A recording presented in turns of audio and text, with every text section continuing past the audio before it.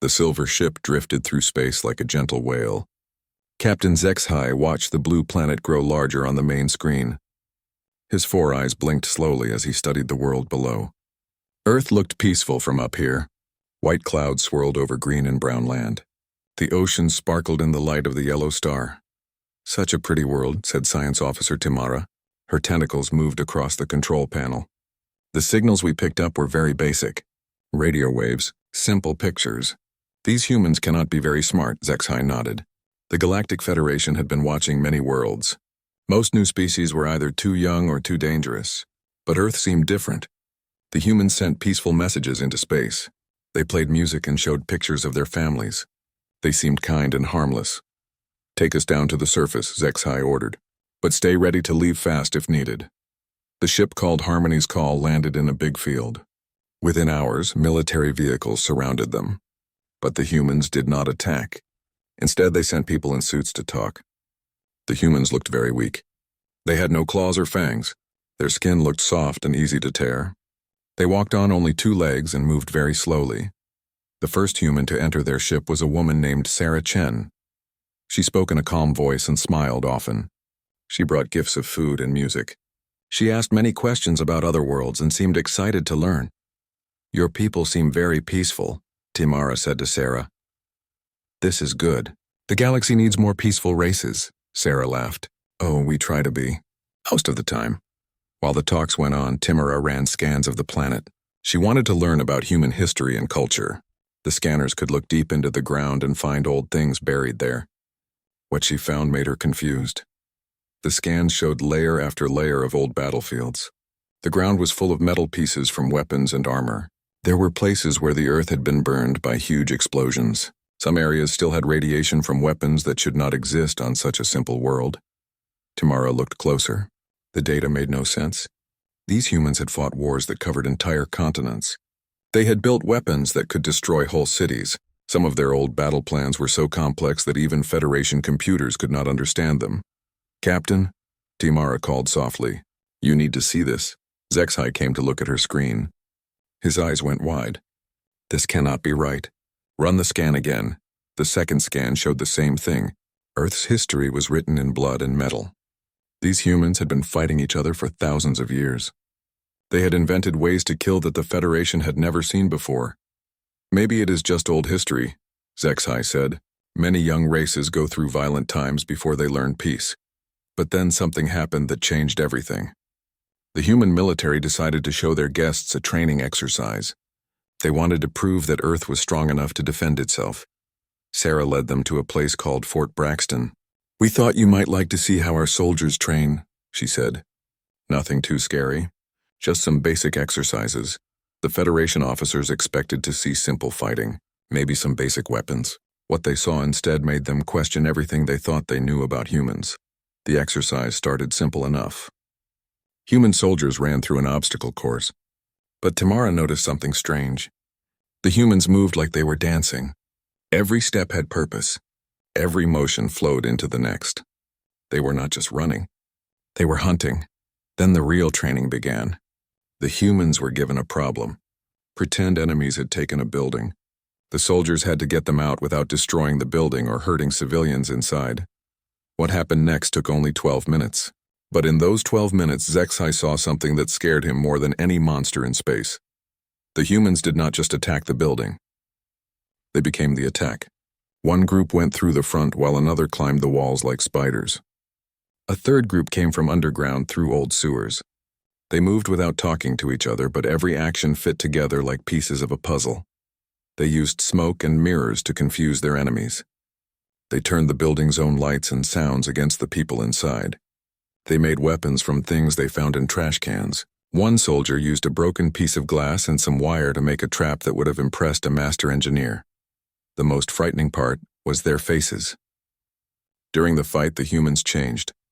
The kind smiles were gone. Their eyes became cold and focused. They moved like predators who had been hunting for millions of years. When it was over, the soldiers went back to being normal humans. They laughed and joked with each other. They asked if their guests had enjoyed the show. But HFY could not forget what he had seen. That night, Tamara worked late in the ship's lab. She ran every test she could think of. She studied human DNA and compared it to other species. She looked at their brain patterns and muscle development. "Nothing made sense, Captain," she said when he came to check on her. "These humans are not normal." "What do you mean?" "Their bodies are built for fighting. Every part of them. Their eyes can track fast-moving objects better than our best pilots. Their hands can grip weapons with perfect control. Their brains process battle information faster than our computers." Zexhai sat down heavily. "But they seem so peaceful." "That is what scares me," Timara said. "They choose to be peaceful, but when they fight, they become something else. Something that was born for war." She showed him video from the training exercise slowed down. Frame by frame, they could see the change in the humans, the way their bodies moved, the way their eyes tracked targets, the way they seemed to know what their enemies would do before their enemies knew it themselves. "There is something else," Timara said. "I found records of their wars. Captain, they fight like they are playing a game they have played 1,000 times before. Their strategies use ideas that we have never seen. They turn everything into a weapon. Everything." She pulled up images from human history. Battles where humans had used weather as a weapon. Wars where they had turned their enemies' own technology against them. Fights where they had won by making their enemies so afraid that they ran away without fighting. They domesticated wolves to fight beside them, Timara continued. They built flying machines to drop death from the sky. They split atoms to make weapons that could end worlds. And they did all of this while still using stone tools. Zexhai stared at the data. These humans had been fighting and winning wars since before his people had learned to make fire. They had turned warfare into an art form, and now they were among the stars. "What do we tell the Federation?" he asked. Timara was quiet for a long time. "I do not know," she finally said. "Do we tell them that we found a peaceful species that wants to join the galaxy?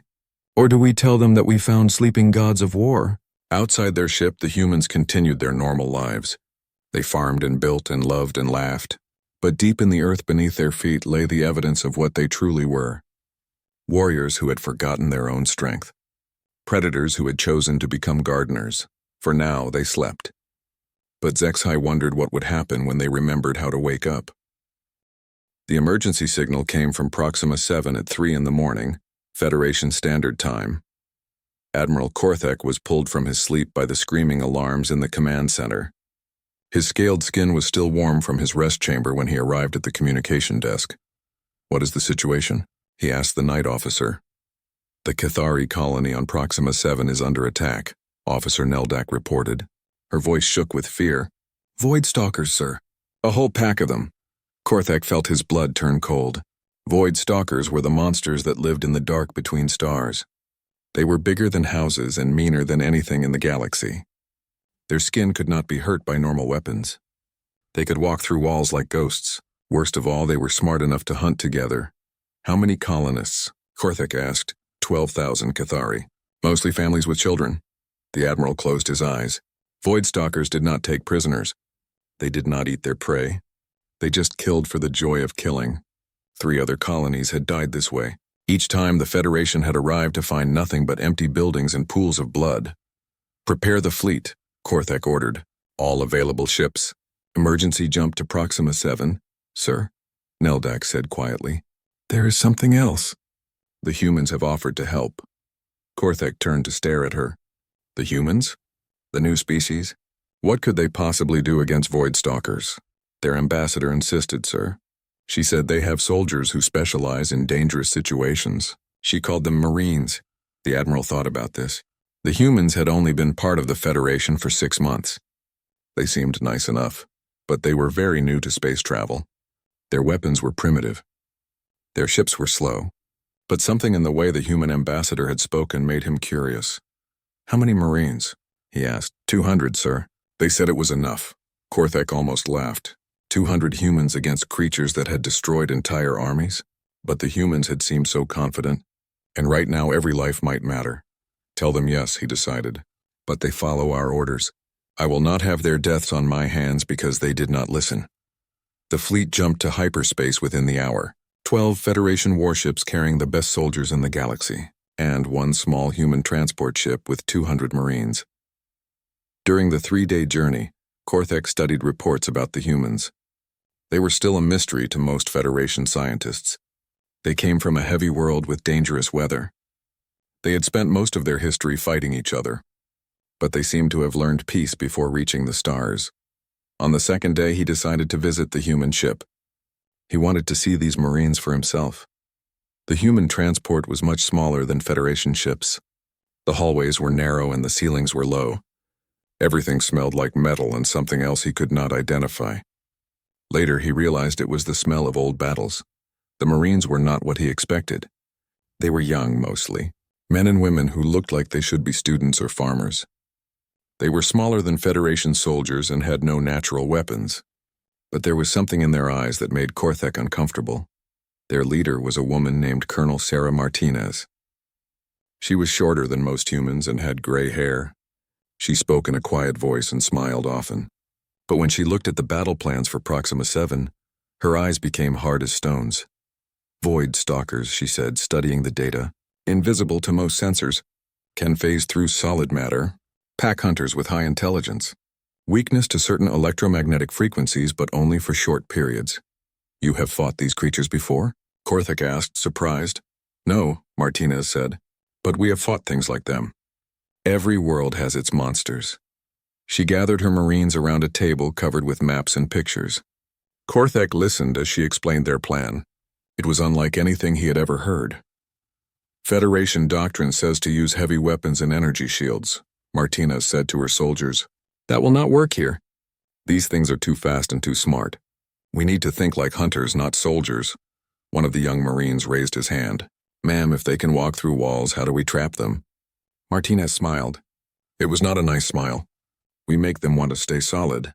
Give them something so tempting that they cannot resist it. Bait? Another Marine asked. Us, Martinez said simply. The plan was insane. The Marines would spread out across the colony in small groups. They would make noise and light to attract the Void Stalkers. When the creatures came to kill them, the Marines would use special weapons that could hurt them only when they were solid. This is suicide, Korthek told Martinez privately. My soldiers will handle this. Your people can stay on the ships. With respect, Admiral, Martinez said. Your soldiers think like civilized beings. They follow rules and expect their enemies to do the same. Void Stalkers do not follow rules. They are killers. To beat killers, you need killers. And you are killers? Korthek asked. Martinez was quiet for a long moment. We try not to be, she finally said. But when we need to be, we are very good at it. When they reached Proxima 7, the situation was even worse than they had feared. The Void Stalkers had been hunting for 2 days. Half the colony was already dead. The survivors were hiding in the deep shelters, but the creatures were finding ways inside. The Federation forces landed first. Elite troops with the best weapons and armor money could buy. They set up defensive positions around the main shelter. They had energy shields and particle cannons. They had battle computers that could track 100 targets at once. The Void Stalkers attacked at sunset. The creatures came like shadows made real. They were 3 times taller than a human, and moved on 6 legs that ended in claws like swords. Their skin was black as space and seemed to absorb light. Worst of all, they could become ghosts when they wanted to. Federation weapons passed right through them. The battle lasted 4 hours. When it was over, most of the Federation soldiers were dead. The few survivors reported that the Void Stalkers had played with them. The creatures would become solid just long enough to kill, then fade away before return fire could hit them. Admiral Korthek sat in his command chair and stared at the reports. His best troops had been slaughtered. The colonists would be dead by morning, and he had failed again. Sir, his communication officer called. The humans are requesting permission to land. No, Korthek said. I will not send more people to die. Sir, they say they are going down whether we give permission or not. Before Korthek could respond, 200 human Marines were dropping from the sky in small pods. They landed all across the colony, scattered and alone. On the screens, he watched them disappear into the darkness. The Marines did not set up defensive positions. They did not group together for protection. Instead, they spread out and began to hunt. They moved through the ruined colony like ghosts themselves. They made no sound but somehow knew exactly where to go. They set small traps and left strange devices in dark corners. They turned off most of their lights and moved by smell and sound. When the Void Stalkers came for them, something impossible happened. The creatures expected to find scared prey hiding in the dark. Instead, they found predators who had been waiting for them. The first void stalker died in a net made from mining cables. A Marine named Johnson had rigged it to electrify when the creature became solid to attack. The beast was trapped and shocked until it could not phase anymore. Then Johnson killed it with a weapon made from mining tools. The second one died when it tried to ambush a Marine named Kim. But Kim had smelled it coming and led it into a trap made from construction explosives. The blast did not just kill the creature, it scared the others. One by one, the Marines turned the colony into a maze of death. They used the creature's own intelligence against them. They made the stalkers angry so they would make mistakes. They worked together without talking, like they shared one mind. The most incredible thing was how they learned. Each time a Marine died, the others would study how it happened. Then they would change their tactics. By the middle of the night, they were predicting what the Void Stalkers would do before the creatures knew it themselves. When dawn came, all the Void Stalkers were dead. Of the 200 Marines, only 37 had died. They had saved 8,000 colonists and killed creatures that had destroyed entire Federation armies. Admiral Korthek went down to the surface to see for himself. He found Colonel Martinez sitting on a pile of rubble, cleaning blood from her hands. "How?" he asked. Martinez looked up at him with tired eyes. "We remembered something we had forgotten," she said. "What?" "That sometimes to protect the innocent you have to become a monster." Around them, the other Marines were helping colonists out of the shelters. They were gentle and kind, smiling at children and helping the wounded. They looked like heroes from stories, but Korthek had seen the recordings. He knew what they had become in the dark. They had turned into something that scared creatures that lived in nightmares. As he walked back to his shuttle, Korthek realized something that made his skin crawl. The humans had not just won a battle, they had enjoyed it. News of the Proxima 7 victory spread through the galaxy like wildfire. In the peaceful sectors, people called the humans heroes. In the darker corners of space, other voices whispered different words. The hegemony listened to these whispers with great interest. Emperor Vraktal studied the battle reports from his throne room on the war world of Brutus Prime.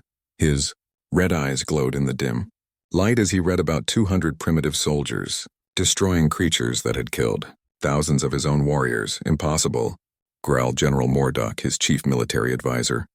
"The reports must be wrong. No species that weak could defeat Void Stalkers."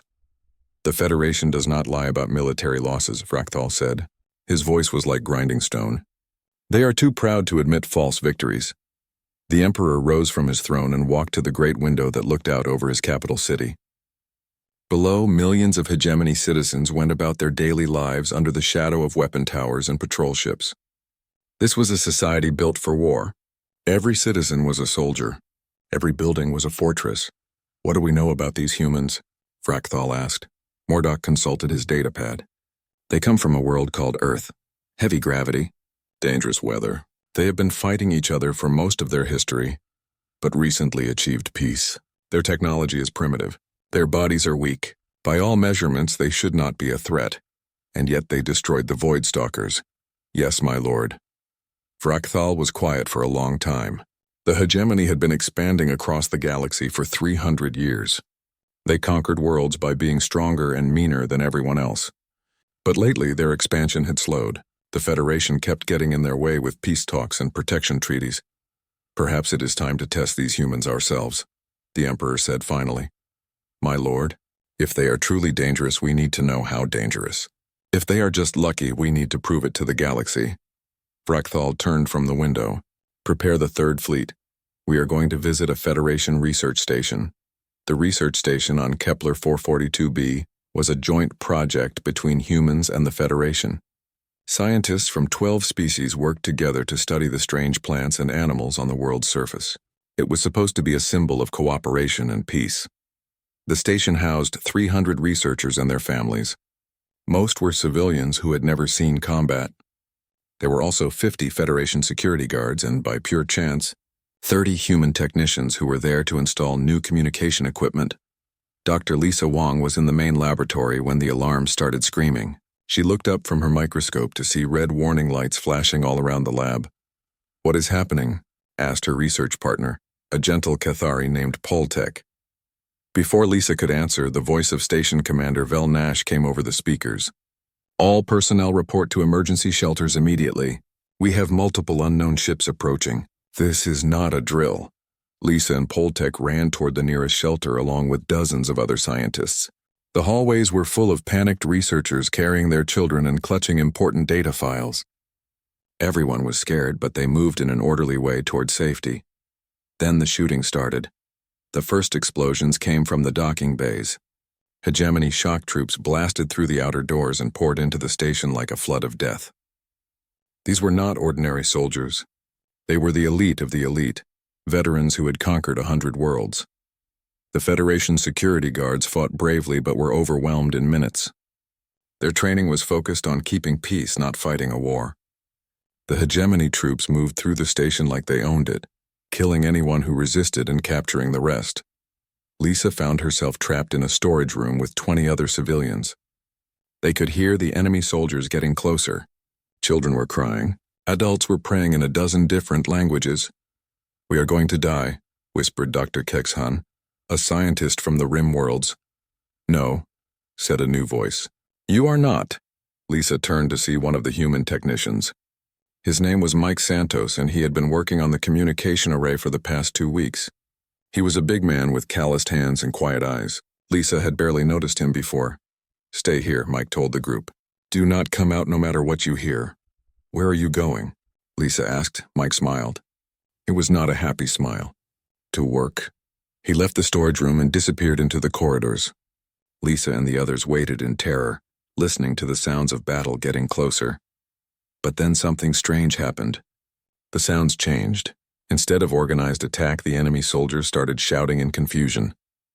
There were explosions in places where no Federation weapons should be. Lights went out in sections of the station. The air system started making strange noises. "What is happening out there?" Poltek whispered. Lisa pressed her ear to the door. She could hear Hegemony soldiers talking in their harsh language, but they sounded scared. What none of them knew was that Mike Santos was not just a technician. He was a retired Marine who had served in some of the darkest conflicts in human history. He had come to the research station to start a peaceful new life. But when war came to him, he remembered what he was. Mike moved through the station like a ghost. He knew every pipe and wire from his weeks of work. He turned the research facility into a weapon. He used the chemical labs to make explosives and poison gas. He rewired the electrical systems to create shock traps. He turned the automated equipment into remote weapons. Most importantly, he started talking to the other human workers. There were 30 humans on the station. Most were technicians and engineers. They had no military training and no weapons. But they were human. When Mike explained what needed to be done, they understood immediately. The transformation was frightening to watch. Peaceful scientists became saboteurs. Gentle engineers became trap makers. Computer technicians became electronic warfare specialists. They did not fight like soldiers. They fought like survivors. The Hegemony troops found themselves in a nightmare. Doors that should open would not move. Elevators dropped toward the basement and never stopped. Computer systems started showing fake information. Worst of all, their own weapons began turning against them. A squad of shock troops tried to breach the main laboratory. They used shaped charges to blow through the reinforced door. But when they entered, the room was full of toxic gas that burned their lungs and made them blind. By the time they retreated, half of them were dead. Another group tried to reach the command center by cutting through the walls. But the humans had rewired the station's power grid. When the soldiers used their cutting tools, they completed electrical circuits that turned them into smoking corpses. The most terrifying part was how the humans worked together. They seemed to share information without talking. When one human set a trap, the others would guide enemies toward it. When the Hegemony changed tactics, the humans adapted instantly. General Mordock commanded the assault from his flagship. He watched his casualty reports climb higher and higher. His elite troops were being defeated by maintenance workers and computer programmers. "How is this possible?" he demanded. "They are civilians." "Sir," his communication officer reported, "the humans are using the station itself as a weapon.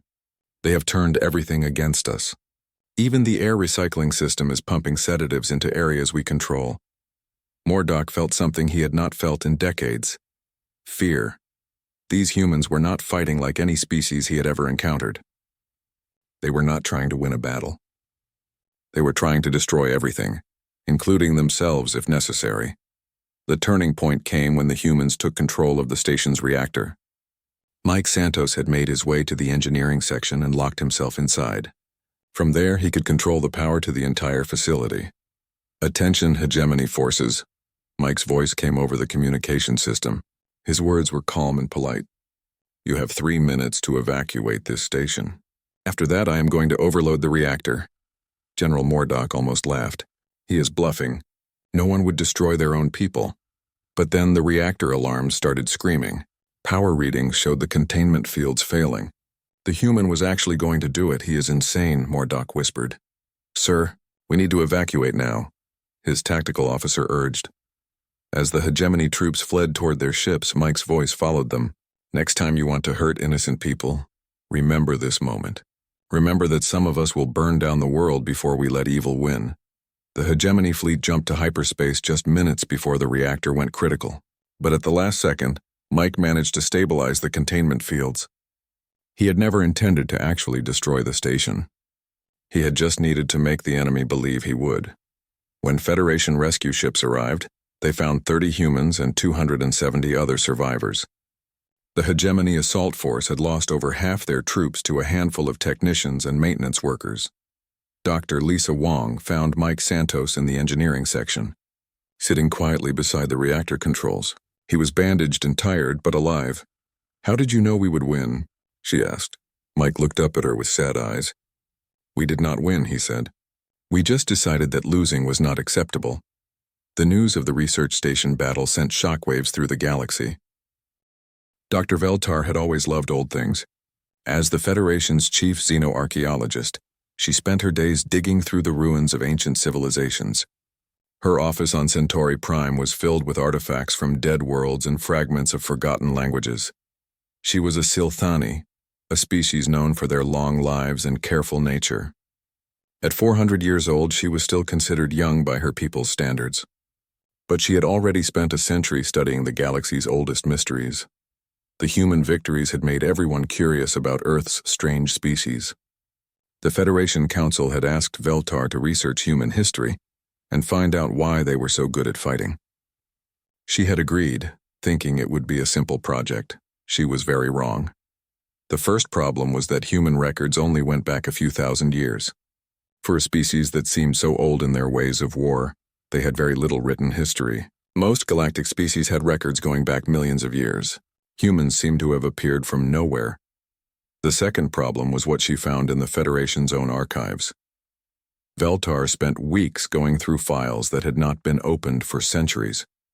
Most were boring reports about trade routes and peace treaties. But buried deep in the oldest sections, she found references to something called the Sleepers. The first mention was in a damaged file from the Korthai Empire, a civilization that had died out 3 million years ago.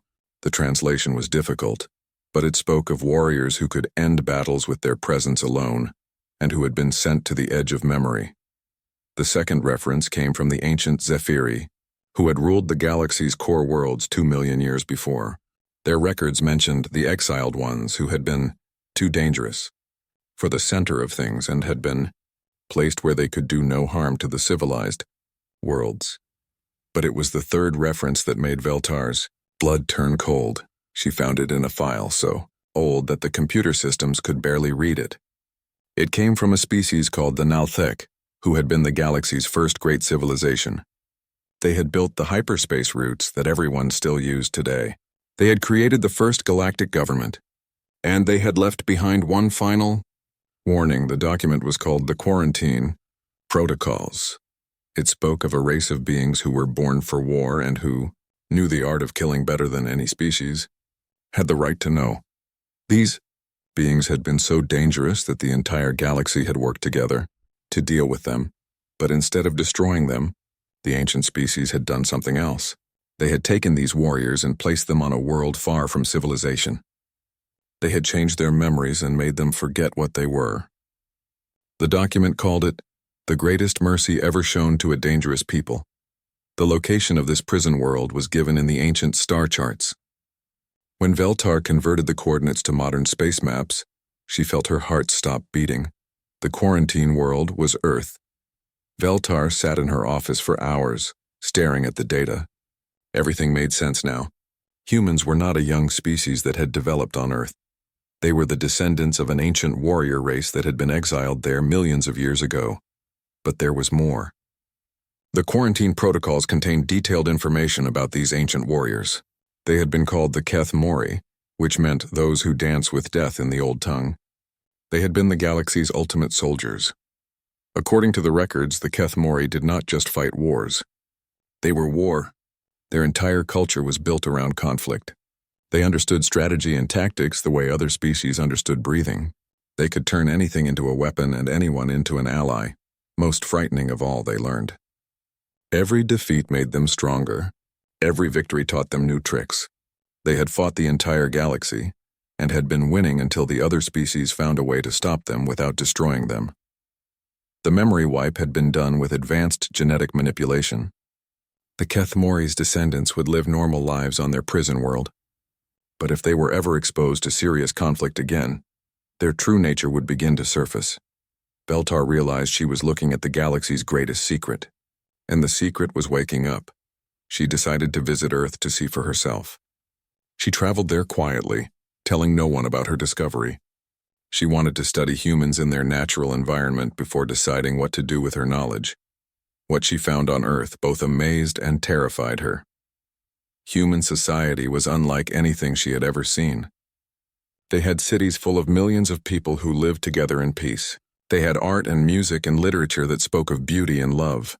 They seemed to have genuinely learned to live without constant war. But under the surface, she could see the signs of their true nature. Human children played games that were actually military training exercises. They built forts and planned attacks and defended territory. They divided into teams and fought mock battles with rules so complex that they rivaled actual military doctrine. Human sports were stylized combat. They watched others fight and cheered for their favorites.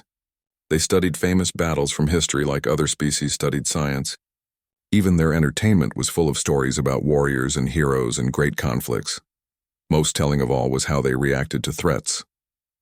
When Veltar arranged for a minor emergency at a human school, she watched teachers and students respond with perfect coordination. They moved like they had trained for danger their entire lives.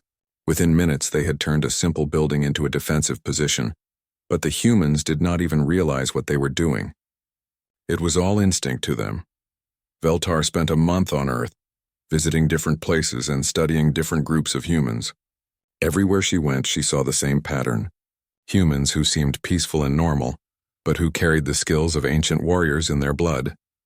She also noticed that humans were changing. The ones who had been in combat were different from those who had never fought. The soldiers and Marines moved with more confidence. Their eyes were sharper. They seemed more awake somehow. It was as if fighting had begun to unlock their true memories. The final piece of the puzzle came when Veltar visited a human museum. She was looking at exhibits about human history when she saw something that made her heart stop. It was a display of ancient human weapons, swords and spears and shields from thousands of years ago. But the designs were not primitive at all.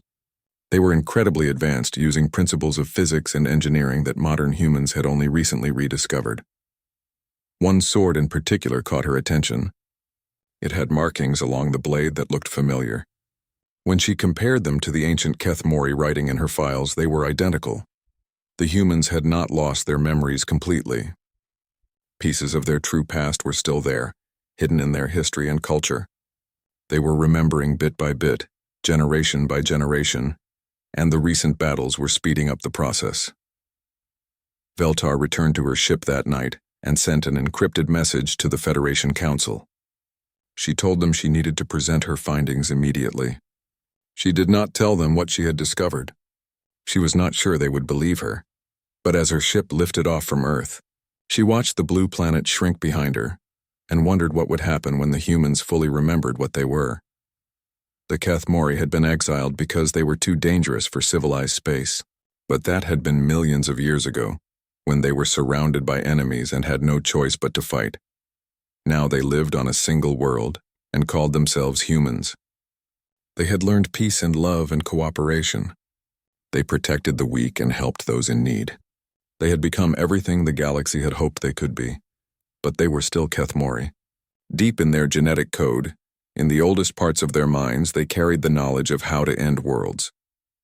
The question was not whether they would remember. The question was what they would do when they did. Veltar looked at the star charts on her navigation display. Earth was moving away behind her, carrying its cargo of sleeping gods toward whatever future awaited them. She hoped the galaxy was ready for the return of the Kethmori. Because ready or not, they were waking up. In her private journal that night, Veltar wrote, "We thought we had solved the problem of the warrior race by making them forget. But we only created a bigger problem. We took the galaxy's greatest fighters and taught them to care about protecting others. Now they are not just warriors. They are warriors with something to fight for." She paused, then added, "May the stars help anyone who threatens what they love." The war that would change everything began with a trade dispute. The hegemony claimed that Federation shipping routes were interfering with their expansion plans. The Federation argued that space belonged to everyone. Neither side would back down. Within months, small battles were breaking out across 3-star systems. Dr. Veltar watched the conflict grow from her office on Centauri Prime. She had presented her findings about human origins to the Federation Council, but they had classified her report as too sensitive for general release. A few leaders knew the truth about what humans really were. What worried Veltar most was how the humans were reacting to the war. At first, they responded like any Federation species. They sent diplomats to try to make peace. They offered to mediate between the two sides. They spoke about the importance of avoiding violence. But as the fighting continued and civilians began to die, something changed in the humans. It started small. Human children began asking more questions about military history. Human artists started creating works about ancient battles. Human scientists began studying weapons technology with new interest. Then the dreams began. Reports came in from Earth and human colonies about strange dreams that many humans were having. They dreamed of battles they had never fought. They remembered strategies they had never learned. They woke up knowing songs in languages that did not exist.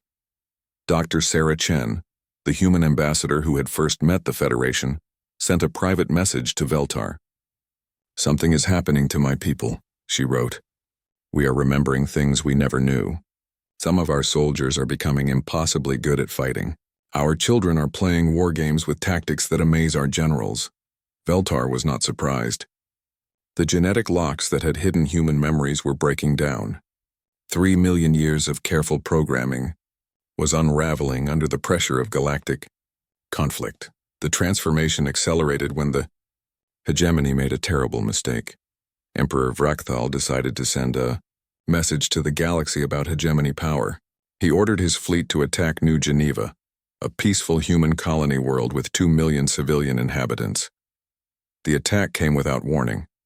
Hegemony warships appeared in the system and began bombing cities from orbit. They targeted schools and hospitals and refugee centers. Within hours, hundreds of thousands of humans were dead. The galaxy watched in horror as images of the destruction spread across the news networks. Children running from burning buildings, families torn apart by falling bombs, cities turned to ash and rubble. But what happened next surprised everyone. The humans did not cry for help. They did not ask the Federation to save them. Instead, they went completely silent. For 3 days, there was no communication from any human world. Earth stopped answering diplomatic messages. Human ships disappeared from trade routes. Even human citizens living on other worlds seemed to vanish. Then humanity spoke with one voice. Every human government, every human colony, every human organization issued the same statement at exactly the same time. It was brief and simple. The hegemony has chosen war. We accept. What followed was unlike anything the galaxy had ever seen. Within hours, human society transformed completely. Civilians became soldiers. Factories began producing weapons. Children as young as 10 began training for combat. It was as if an entire species had remembered that they were born for war. But this was not the chaotic violence that other species expected. This was war as an art form. The first hegemony fleet to enter human space found itself facing an enemy that seemed to know their every move before they made it. Human ships appeared from nowhere and vanished like ghosts. Human fighters used tactics that turned the hegemony's own weapons against them. Admiral Korthek of the Federation fleet watched the battles from his command ship. What he saw made him understand why the ancient species had been so afraid of the Kethmori. They fight like they wrote the book on warfare, his tactical officer reported. Every engagement follows principles we have never seen before. They are not just winning battles. They are redefining what battle means. The humans had divided their forces into thousands of small groups that worked together like parts of a single organism. When one group was attacked, others would appear to help them. When the enemy changed tactics, all human forces would adapt instantly. Most frightening of all was how they learned from every encounter. Each battle made them better. Each defeat taught them new lessons. They improved so fast that hegemony forces found themselves fighting a different enemy every day. The war spread across the galaxy as other species chose sides. Some supported the Federation and its human allies. Others joined the hegemony out of fear or greed. But everyone was watching the humans with growing amazement and terror. The children were the most disturbing part. Human children as young as 8 began displaying military genius that surpassed veteran generals. They could look at battle maps and immediately see weaknesses that trained officers missed. They invented new weapons and tactics during their playtime. A human girl named Emma Rodriguez, aged 12, designed a battle strategy that allowed a small human force to defeat an entire hegemony fleet. When asked how she knew what to do, she said, "I remembered it from my dreams." But the humans were not becoming monsters. Even as they unleashed their true nature, they retained the compassion they had learned during their exile. They protected civilians of all species. They tried to minimize casualties among their enemies. They fought like gods of war, but they still cared about mercy. This made them even more dangerous. An enemy that fights for conquest can be reasoned with. An enemy that fights for survival can be intimidated. But an enemy that fights for their loved ones will never stop, never surrender, and never show weakness. The hegemony learned this lesson too late. Emperor Vrakthal had expected to conquer a few human worlds and force the Federation to surrender. Instead, he found himself fighting a species that seemed to have been designed by the universe itself for the purpose of ending wars. Human fleets began appearing deep in hegemony space, attacking military targets with surgical precision. Human special forces infiltrated hegemony worlds and turned their own populations against them. Human strategists seemed to know what the hegemony would do before they decided to do it. Within 6 months, the mighty hegemony was in full retreat. But the humans did not stop there. They followed their enemies back to their homeworlds. They surrounded hegemony fleets and offered them a choice: surrender or die. Most chose surrender. The final battle took place in orbit around Brutus Prime, the hegemony capital world. Emperor Vrakthal led his last fleet in a desperate attack against the human armada. The battle lasted 17 minutes. When it was over, the hegemony fleet was destroyed and their emperor was prisoner aboard a human ship. The war was over.